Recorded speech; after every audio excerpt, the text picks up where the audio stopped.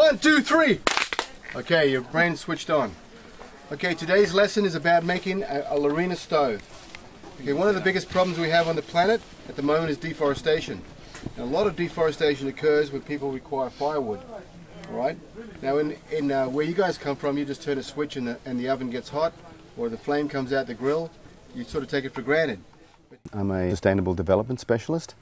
I do sustainable aid work and use permaculture to do that. Come on up here, come on, quit stuffing around, let's go.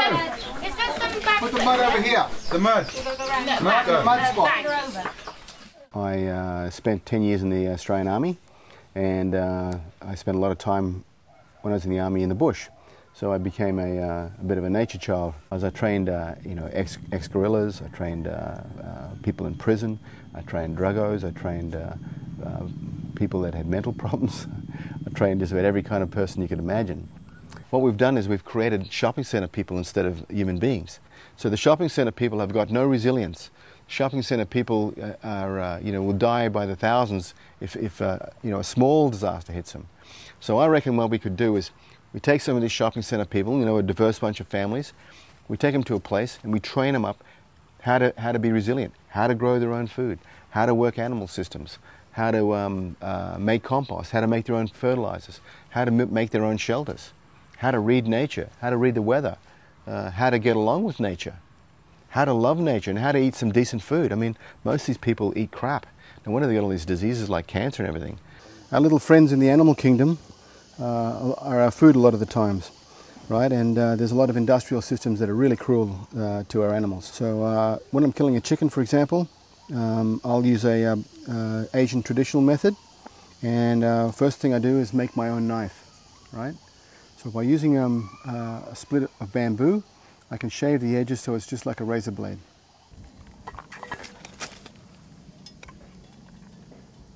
Blood is life force. It's a nutrient. It can be used in cooking. Also, you can mix it with water and water your garden with it. So it's an excellent fertilizer. So nothing of this animal is wasted. It goes back to the earth it came from. The trick is, ethically, to kill an animal with no fear and minimal pain. One of the reasons we're going to teach these people how to do this stuff is because if we do have a scenario where we lose our infrastructure and there's no industrial food chain left, we're going to have to eat what we find on the land. We have to breed our own animals up, and we're going to have to process them and cook them ourselves. Okay, humans have been doing this since day one. We've just forgotten how to do it. So this is just part of the skill. I mean, how are you going to eat a chicken if you haven't killed it and cooked it? It's pretty horrible to eat a raw one, I'll tell you right now. Okay, and they're going to have to save everything from the chicken themselves. I'm going to show them how to use every part.